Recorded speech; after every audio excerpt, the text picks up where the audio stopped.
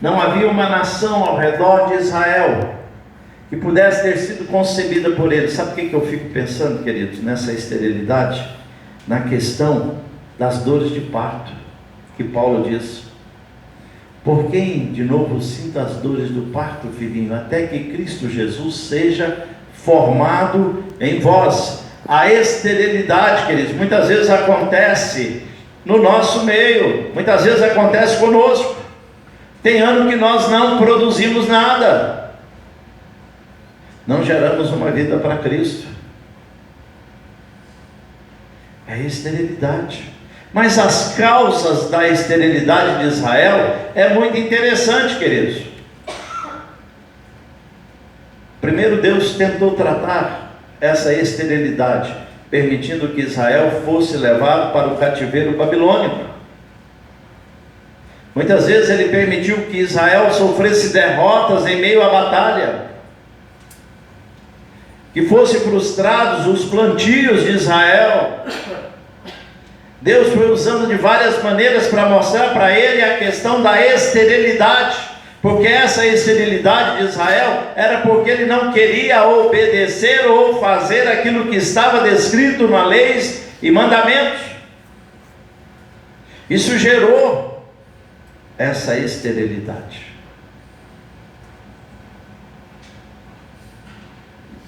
E é interessante, a esterilidade por falta de obediência, a esterilidade, queridos, porque a pessoa não quer gerar filhos. E hoje a gente encontra muitos casais assim, né? Que fazem a opção de se tornarem estéreis sem ser. A igreja só é estéril quando ela quer, queridos. Quando ela não quer, ela ora, ela busca, ela pede, ela chora e fala para Deus.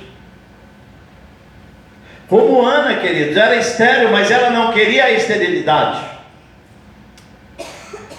Ela vivia chorando. Como Isabel era estéril e ela não queria a esterilidade. E veio João Batista na vida dela, de Isabel. Ana chorava todos os anos na presença do Senhor quando subia a Jerusalém. Para o judeu era imperativo ir a Jerusalém uma vez no ano, orar, colocar-se na presença de Deus. E ele estava ali, queridos, pedindo ao Senhor: Senhor, gera-me um filho, dá-me um filho homem, e eu te devolverei. Ele é seu. Então, queridos, nós temos que analisar a nossa vida e pedir ao Senhor: Senhor, eu quero ser uma pessoa que gera vidas para Cristo Jesus. Amém. Eu preciso de um filho, Pai. Não só um filho físico, mas os filhos espirituais. Sara a minha esterilidade, queridos. Deus não só nos convidou para sermos a sua esposa, Ele também nos convidou para gerarmos filhos. E Ele não me escolheu, não te escolheu por causa da nossa beleza, não. Ele não nos escolheu por causa do nosso procedimento, não. Ele nos amou, nos escolheu, como Ele escolheu a Israel. Ele poderia ter escolhido qualquer um, mas Ele olhou para Israel, Ele olhou para Abraão e disse: de você farei pai de uma nação, de multidões de nações, mas em especial de uma nação vai proceder de ti. Esta nação vai me invocar, vai me buscar. Mas é interessante, queridos, muitas vezes nós somos chamados por Cristo Jesus para gerar, para produzir, e a gente fica com medo das dores de parto, temos medo da gravidez espiritual, do preço que estaremos pagando, dos cuidados que teremos que ter. Uma mulher grávida é um estado normal, né? Mas é um estado normal que tem as suas peculiaridades. Ela tem que ter um certo cuidado, ela tem que ter um cuidado com a alimentação, tem que ter um cuidado com o agir, com tudo. E muitas têm que ter repousos tremendos para que aquele filho venha. Então há um esforço, Há um trabalho, sem dizer as dores, os chutes que a criança dá e depois a dor do parto, né? Em si mesmo. Então, queridos, muitas vezes nós estamos dentro da igreja, mas nós não queremos ter nenhum tipo de desconforto para gerar ninguém. Gostaríamos de gerar sem nenhum trabalho, sem nenhuma deformação, sem engordar nada, sem sofrer nenhuma estria. Mas, queridos, o Senhor nos desposou para que gerássemos filhos. Aqui ele traz duas palavras interessantes: mulher estéril, e depois ele diz: eu sou teu marido. E ele diz mais ainda: eu por um breve momento, Israel, te abandonei. Quais as causas deste abandono? Primeiro grande erro de Israel: nós temos uma aliança com Deus e estamos seguros. Estou seguro, eu tenho aliança com Deus, sou descendente de Abraão, então eu não preciso tomar certos cuidados. Jesus disse: todas as coisas me são lícitas, mas algumas não me convêm. Israel achou que todas as coisas lhes convinha sacrificar, convinha andar com pessoas que não queriam a palavra de Deus, convinha estar fazendo aliança com os povos que não adoravam a Deus. E hoje estamos como igreja, queridos, também fazendo a mesma forma. Andamos com pessoas que só falam besteira, andamos com pessoas que criticam ao Evangelho, e muitas vezes nós até escondemos que somos evangélicos para não bater de frente com aquela pessoa. Não vou falar nada não, sabe? Muitas vezes nós estamos agindo como Israel, e mais ainda, estamos nos escudando muitas vezes, que é o seguinte: eu tenho uma igreja, eu vou à igreja, eu fui batizado, é só eu confessar o meu pecado, mas não arrepende. Ele falou do pecado, mas não arrependeu. Então, não é isso, queridos. Israel muitas vezes, ele falava das suas maldades, mas não se arrependia dos pecados. Ele não voltava atrás nas suas atitudes, continuava se contaminando em meio àquelas atitudes, queridos. Nós fomos desposados pelo Senhor, Israel foi desposado pelo Senhor, e ele não desempenhou o seu papel.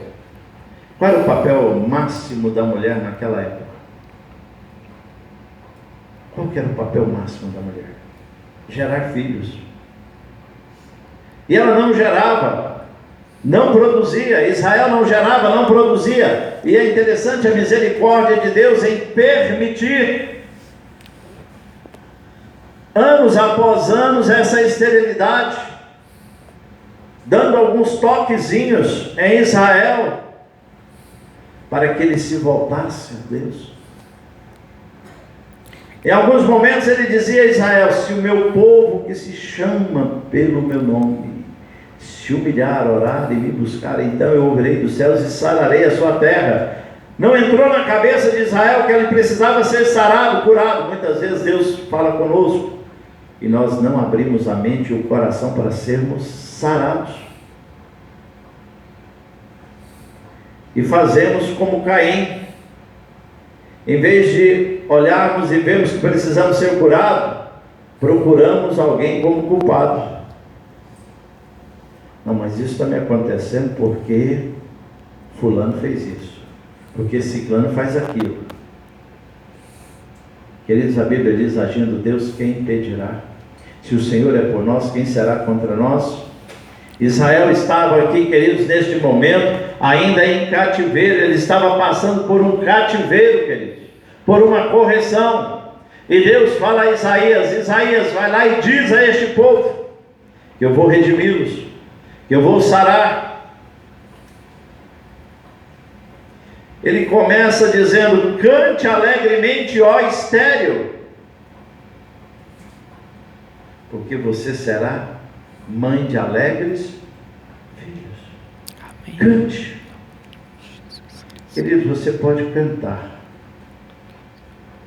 porque essa estéreo começou e já está tendo alegres filhos. A partir de 1948, Israel volta a ser a esposa e que vai ser mãe de alegres filhos. Ele começa a repatriar pessoas, ele começa a trazer, e mais ainda, ele começa dizendo aqui, essa palavra já está se cumprindo, quando ele diz: alarga as tuas tendas, fixa ali a sua estaca, coloca ela. O que ele está dizendo?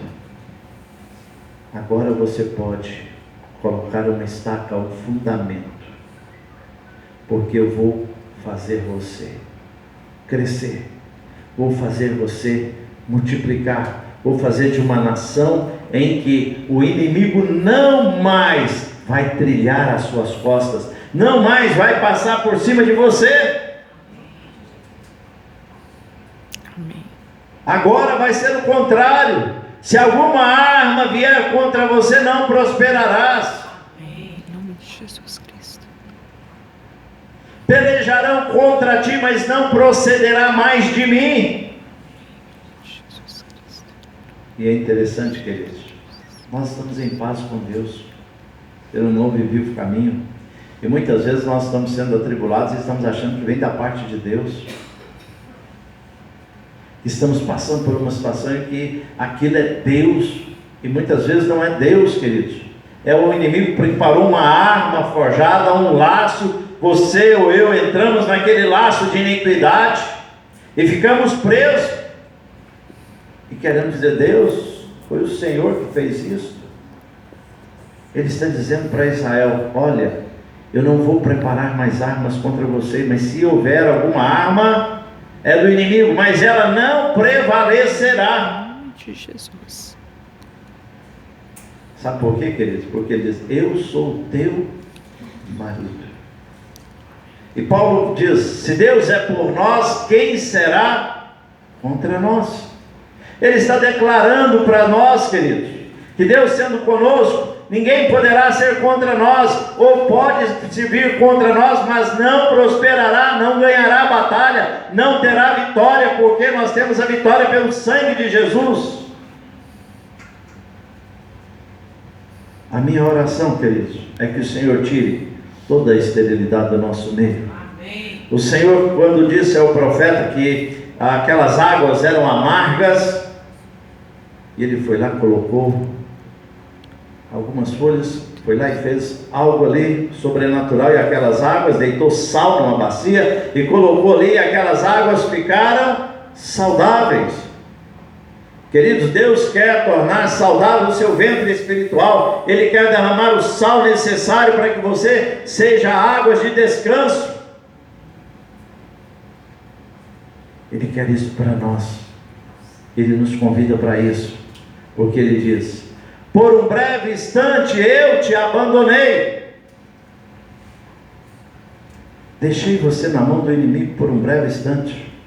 Mas eu entendo que esse breve instante foi da mesma forma como ele disse para Jó, quando ele disse a respeito de Jó para Satanás: vá, mas poupa-lhe a vida. Você tem limite. Deus também deu limite, ali na Babilônia, escravizado e tudo mais. Há limite de Deus, até quando Ele nos deixa no tratamento. Ele interpõe limites para que nós não sejamos destruídos, queridos.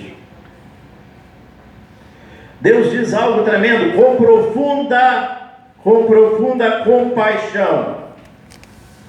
Com profunda compaixão eu te trarei de volta. Com bondade eterna. Ele com compaixão por nós, queridos. Por compaixão a Israel. Não é porque Israel era bonzinho, não era porque Israel era bonito. Não. É por compaixão, por misericórdia. É as misericórdias de Deus que são as causas de não sermos consumidos, queridos. E ele diz o seguinte: olha, é a minha palavra As montanhas, os montes poderão desaparecer, os fundamentos poderão desaparecer, mas a minha palavra vai se cumprir a respeito de vós. E ele diz: eu sei o pensamento que eu tenho a respeito de cada um aqui. Eu sei os pensamentos que eu tenho. E eu declaro os meus pensamentos, porque ele diz: os meus pensamentos não são de mal, mas de bem. Queridos, o povo no deserto, atravessando o deserto, dizia: Deus nos trouxe aqui para morrer. Alguns dizem: é porque lá no Egito não tinha sepultura suficiente para nós. Aqui no deserto a gente morre, fica por aqui. Eles estavam obedecendo ao chamado de Deus de sair do Egito, mas estavam desconfiados. Muitas vezes a nossa esterilidade é por falta de confiança na palavra de Deus. Desconfiamos dela, achamos que não vai acontecer, achamos que Deus nos chamou foi para nos perder, Deus nos chamou foi para sermos humilhados só, Deus nos chamou para mostrar as nossas mazelas, e não apostamos na palavra de Deus que diz: eu te constituí por sacerdote entre as nações. Ele está dizendo aqui: os vossos filhos possuirão as nações. Qual do pai aqui que um dia disse ao filho: minha filha, meu filho, Deus te constituiu para conquistar as nações. Você vai conquistar as nações, Deus vai te usar para conquistar as nações. Qual de nós falamos isso para os nossos filhos? Quando conseguimos expressar alguma coisa: Deus vai te abençoar, você vai ser um engenheiro, você vai ser um médico, você vai ser um dentista, você vai ser um vencedor, você vai ser um advogado, você vai ser isso, você vai ser aquilo, você vai... Mas, olha, minha filha, meu filho, Deus está te constituindo para tomar posse das nações. Ele diz isso a Israel, ele diz ao povo de Israel: vocês voltarão e conquistarão as nações. Queridos, e é interessante, né? Nós temos medo dessa palavra conquistar, sabe por quê? Porque muitas vezes, para nós conquistarmos alguma coisa, sabe o que Deus tem que fazer? Estourar a boiada. Estourar para ela vir para cima. E foi assim com Israel. Começa a nação e o povo: vamos invadir Israel e destruir esse povo. E eles fizeram foi aumentar o território. Amém. Queridos, você já teve algum ataque assim? Você já está tendo algum ataque na sua vida? Em que você pensa assim: eu tenho que retroceder, eu tenho que retroceder. Você já parou para pensar nisso? Que é igual a Israel. Não era retroceder?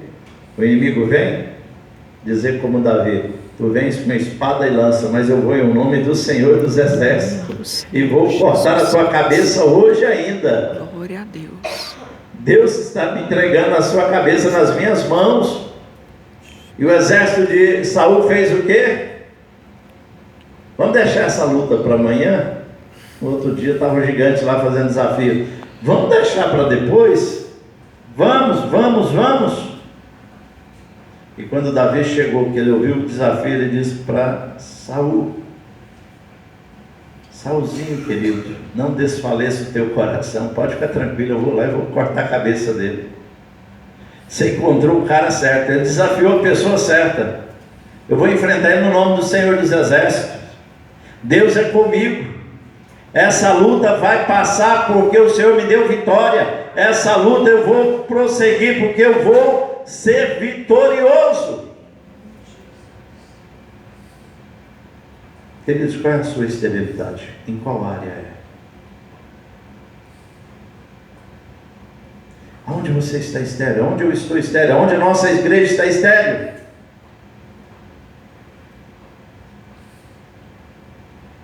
Eu quero te dizer, queridos, que o Senhor tem uma promessa de dizer: você esquecerá a vergonha da tua mocidade. Ele estava dizendo a Israel: você vai esquecer essa vergonha de esterilidade, porque eu vou te tornar próspero. Você vai reconstruir as cidades assoladas. Você vai plantar moermo no deserto e lá você vai colher. Canta alegremente, ó estéril. Qual é a área? Qual é a área da tua esterilidade? Até o finalzinho do culto você vai pensando nisso, vai pedindo o Espírito Santo de Deus. E depois você vai escrever a sua esterilidade e colocar aqui para nós orarmos. Os pedidos de oração. Pastor, a minha esterilidade é emocional. A minha esterilidade é financeira. A minha esterilidade é porque eu não consigo pregar a palavra. Eu não consigo viver a palavra. A minha esterilidade é a minha vaidade. É a minha falta de comprometimento com a palavra.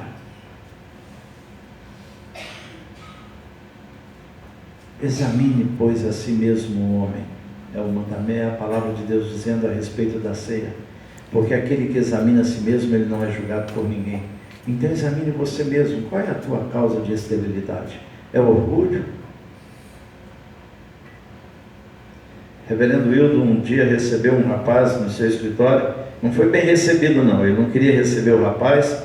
E aquele homem um dia invadiu o escritório dele. Depois de muitas tentativas de marcar uma reunião com ele. E ele sempre dizia para a secretária: não precisa, não marca não, eu não vou atendê-lo não. Mas reverendo, por que não? Eu mexo com morador de rua, não mexo... o caso dele é outro, ele não é morador de rua, ele é um homem rico, é um dos mais ricos de Anápolis, ele tem que procurar outra coisa, não é missão vida para tratar. E aí um dia aquele homem entrou no escritório dele e disse: se eu fosse um mendigo, morando na rua, você me receberia? E aí ele desafiou o Wildo, e o Wildo levantou, né, e o Wildo é grande: sim, atenderia, mas você não é. Ele disse: não sou um mendigo de morar na rua, mas eu sou um mendigo espiritual. Porque eu tenho dinheiro, mas eu não tenho Jesus, eu não tenho liberto, eu não sou liberto, eu sou viciado em cocaína, sou viciado em heroína. E aí foi contando, falando a vida dele: eu preciso de socorro, eu estou morrendo espiritualmente. E aquele dia, queridos, e isso nós estávamos numa reunião, ele contando, ele aprendeu que muitas vezes a pessoa tem uma esterilidade porque tem muito dinheiro. E como ele acha que o dinheiro compra tudo, ele esquece de ser dependente de Deus para gerar filhos para Deus.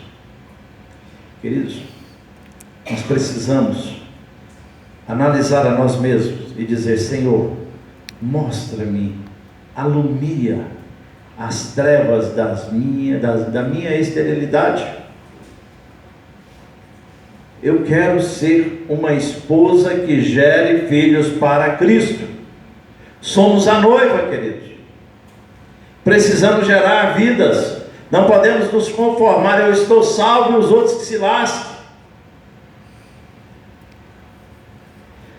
Precisamos pedir ao Senhor: Senhor, me leve ao Calvário para chorar por aqueles que não conhecem a cruz, para aqueles que não conhecem a obra da redenção, da justificação, para a obra da transformação. Leve-me, Senhor, para debaixo mesmo, ó Deus amado, da tua cruz, para estar ali de joelho orando e dizendo: Senhor, salva. Moisés teve um ato tremendo de coragem quando ele disse para Deus: este é o teu povo, salve-os, ou então risca o meu nome no livro da vida. Que a intercessão mais perigosa e mais ousada do que essa? Ele poderia muito bem falar assim: estou garantido, esse povo não quer, que morra, Deus dá outros. Não, queridos, ele diz: este é o teu povo, salve-os, ou então risca o meu nome no livro da vida. Salvação, queridos, a salvação é de graça. Agora, conquistar as coisas do reino de Deus é pelo esforço, viu? Não é deitado em berço esplêndido, não. Senão, nós como brasileiros somos acostumados a ficar deitado em berço esplêndido. Queremos um país melhor, queremos um estado melhor, queremos uma nação melhor, desde que eu não preciso fazer o meu sacrifício de ser melhor. Olha, eu quero um país melhor sem corrupção, mas eu posso continuar sendo corrupto. Eu quero um país melhor com as leis, mas eu posso continuar descumprindo as leis. Porque nós queremos a melhora nos outros e não em nós. E vamos ser um país melhor, queridos, quando nós começarmos a orar mais por esta nação, quando nós começarmos a clamar mais por aqueles que estão mendigando, por aqueles que estão na rua, por aqueles que estão roubando, por aqueles que estão matando, por aqueles que estão administrando o Estado, o país, a cidade. Quando nós começarmos a clamar e dizer: tira a esterilidade da honestidade dos políticos, eles são estéreis quanto à honestidade, eles não geram honestidade, eles não geram exemplo de honestidade. Então nós precisamos, queridos, sabe, Deus tem grandes planos. Deus tinha grandes planos para Israel ali na Babilônia, levou para lá 70 anos de cativeiro. Deus queria trazê-los de volta para que eles pudessem continuar a servindo. Mas Israel, queridos, em vez de aprender com o cativeiro da Babilônia, eles voltaram e se tornaram hipócritas. E Jesus condena isso dizendo: vós que dais o dízimo do cominho, do coentro, da hortelã, muito bem por fazer isso, mas também deverias acolher o órfão, a viúva, o pobre e o necessitado. Então ele estava condenando a religiosidade, a frieza daquele povo era tremendo. Que uma pessoa que estava passando mal no sábado: não posso fazer nada por você porque hoje é sábado, nós temos que guardar esse sábado.